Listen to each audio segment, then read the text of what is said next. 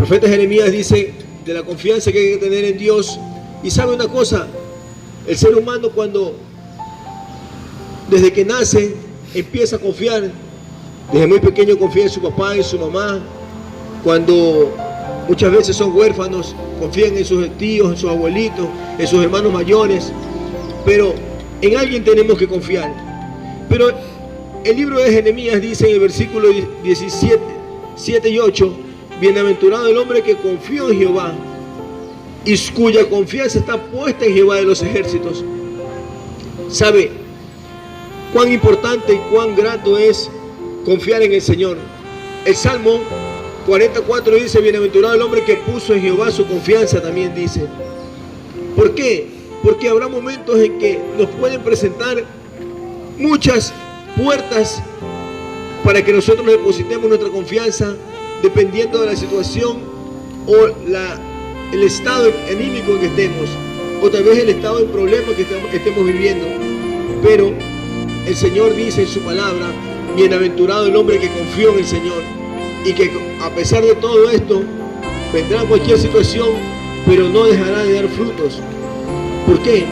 Porque el corazón que confía en Jehová es un corazón que es una buena tierra y será plantado como aguas que junto a la corriente echará sus raíces. Cuando tenemos confianza en el Señor, no habrá nada ni nadie que nos mueva.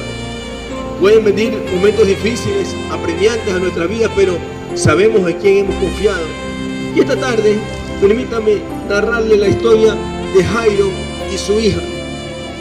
Jairo era un principal, alguien que trabajaba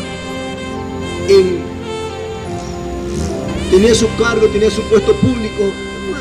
Él era prácticamente cobrador de impuestos. Entonces, dice la Biblia que él escuchó cuando Jesús iba a ese lugar. Entonces él se adelanta y le dice, Señor, necesito que vengas a mi casa para que pongas la mano sobre mi hija porque se muere. Miren cómo un principal funcionario busca a Jesús. ¿Por qué? Porque este hombre nunca había conocido a Jesús. La Biblia no narra eso.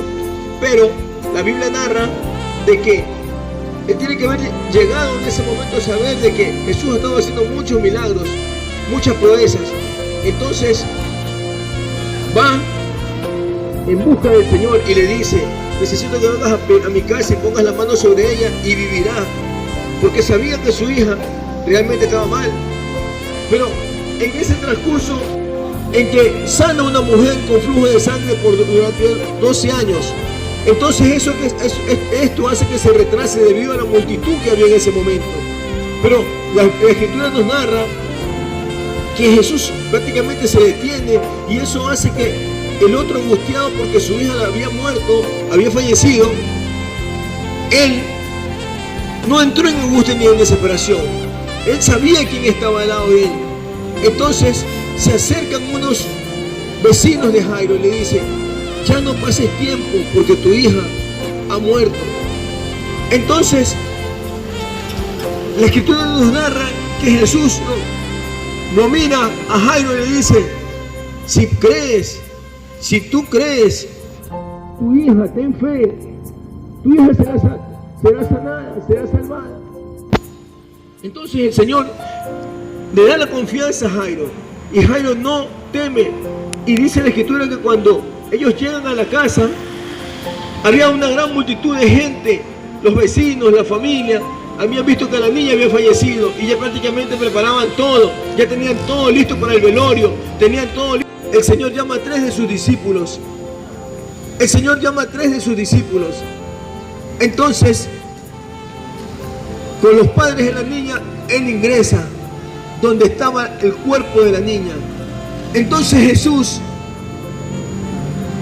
analizaba toda la situación que estaba pasando alrededor de esa casa, donde prácticamente ya estaba de luto porque la niña había fallecido.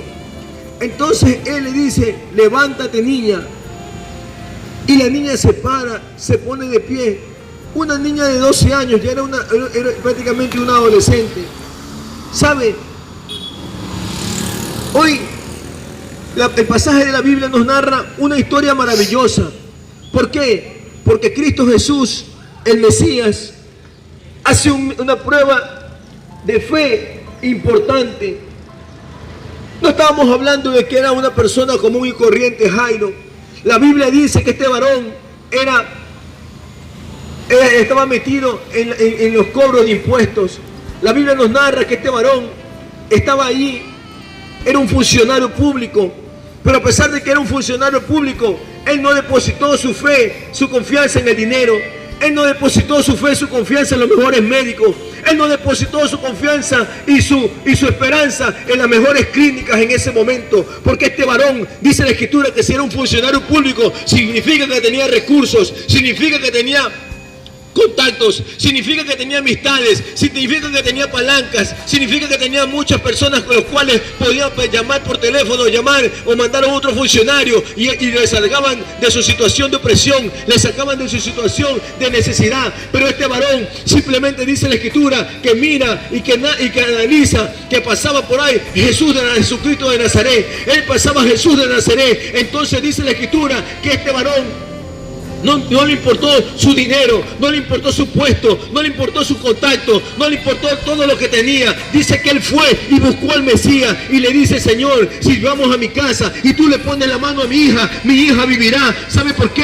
Porque este hombre sabía prácticamente que su hija había muerto. Este hombre sabía que su hija había fallecido. ¿Sabe, varón? ¿Sabe qué, varona? Yo no sé lo que haya fallecido o lo que esté por fallecer en su vida, lo que esté por fallecer en su negocio, lo que esté por fallecer en su familia. Yo no lo sé, pero déjeme decirle que así como Jesús pasaba por esa aldea y este hombre funcionario vio a Jesús pasar y fue y le dijo: Señor, hoy te pido, hoy te suplico, ven a mi casa, haz un milagro, porque yo no estoy confiando en hombre ni en hijo de hombre, yo no estoy confiando en hechicero, yo no estoy confiando en mi título, yo no estoy confiando en muchas cosas. Hoy vengo a buscarte a ti, porque yo sé que tú me puedes sanar, porque yo sé que tú puedes hacer el milagro que estoy necesitando en mi vida, para mi familia, para mi hija, y el milagro que estoy necesitando en mi hogar. Bendito y alabado sea la gloria de Dios.